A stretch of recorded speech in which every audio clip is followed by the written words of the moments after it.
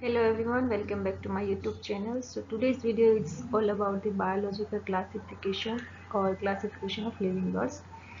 Okay, so in this video we will be understanding only the normal general concept about the biological classification, like Aristotle classification, two kingdom classification, three kingdom classification, four kingdom and five kingdom, and last is a six kingdom classification. Okay, so the study of all living organisms without placing them at appropriate place is not possible. So scientists place the organism into kingdom, and we know that kingdom is the highest taxonomic categories.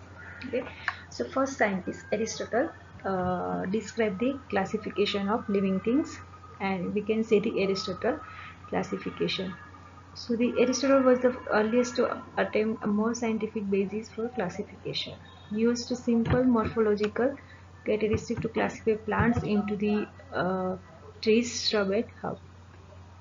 And he also divided the animal into two groups: those which had red bloods and those that didn't. Okay.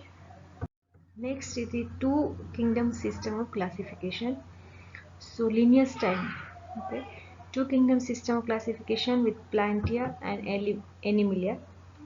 Kingdom was developed that include all the plants and animals respectively. So first Plantia kingdom and Animalia kingdom. Second. So Plantia kingdom, photosynthetic organisms were included into plant kingdom. All other photosynthetic organisms. Whereas the Animalia kingdom, non-photosynthetic organisms were included into the Animalia kingdom. Okay, so this is some of the drawback of two kingdom classification. First, this system did not distinguish between the eukaryotes and prokaryotics. Okay. Second one, that is unicellular and multicellular organisms. Third, there is the photosynthetic like green algae and non-photosynthetic fungi. Some exceptions like Euglena. Okay, show characteristics of both plants and animals. So this is the structure of Euglena, and this is the microscopic view of Euglena. Second is bacteria. Okay, this structure of bacteria. This is also structure of bacteria, and this is also. Now this is a cytobacteria. Sorry, cyanobacteria. Uh, you can say the blue-green alga. So both bacteria and cyanobacteria, blue-green alga, have cytological different from plant and animals. There is the cytology, the cytoplasm content are different from the animal and plants. Now we talk about the three kingdom classification. So the three kingdom classification, he Haeckel's. Okay, you can see the Haeckel's nest 1866.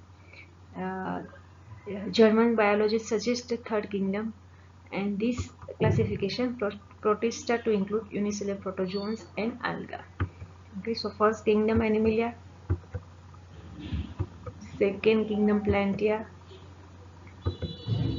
third that is the kingdom Protista. Okay, he added the kingdom Protista, and that is all Protista have the unicellular.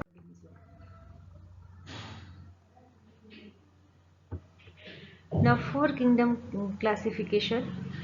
So Copeland 1956 developed the four kingdom system with kingdom. Uh, First, okay, as it is kingdom Animalia. Second kingdom Plantia. Third is the kingdom Protista, and fourth it is kingdom Monera. Okay, he added one more organism, that is the Monera. Okay. Now we talk about the five kingdom. As we know, R.H. Whitaker 1969. American taxonomists divide all the organisms into four kingdoms. First kingdom Animalia, second kingdom Plantia, kingdom Protista, fourth kingdom Monera, and he added one more, that is the kingdom Fungi. Okay, so the main criteria or characteristic used by him for classification were cell structure first, body organization, mode of nutrition, reproduction, and phylogenetic relationship. Now the sixth kingdom.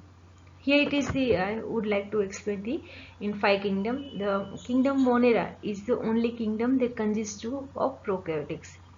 Okay, as other the 4 kingdom have eukaryotic organisms. Right. Now we talk about the 6th kingdom classification, was given by Carl Schurz, 1977. So 6th kingdom classification. In this 6th kingdom classification, including first, that is the archaebacteria. Here it is the unicellular eukaryotic. Okay, and here it is eubacteria, unicellular prokaryotic. Protista eukaryotic but unicellular, multicellular both. Plantia multicellular eukaryotic, Animalia multicellular eukaryotic, fungi also multicellular eukaryotic. Okay, so this is the basic classification, and who is provided this classification. Okay, in this next lecture or next video, I will be explaining in details, okay, all the classification. Okay, so thank you for watching.